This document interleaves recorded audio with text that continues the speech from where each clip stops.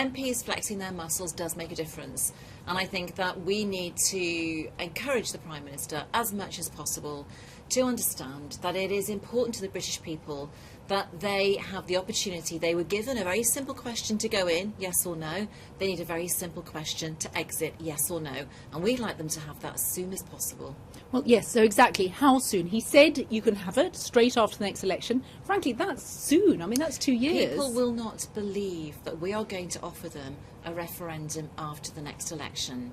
There is no guarantee that we will win the next election. They certainly won't get it from Labour. And so we think it's important that in our 5 years in government, we leave the British people with something that is momentous. And it will be the right to govern their own country, to have the £53 million back per day that we send to Europe, for us to be able to enter into trade agreements with the rest of the world, with countries like India and Japan and China, and not the failing European countries which we are shackled to at the moment. The British people want that decision, to be able to say that, and we'd like to give them the opportunity.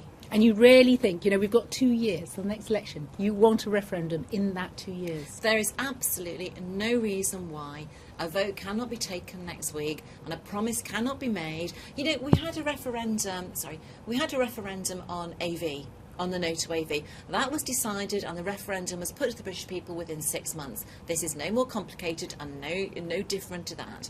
Article 50 means that there will be 2 years afterwards anyway, where we would have the right to review what we've done. But, what we really want is for that referendum to take place and to take place now, for people to be given that choice.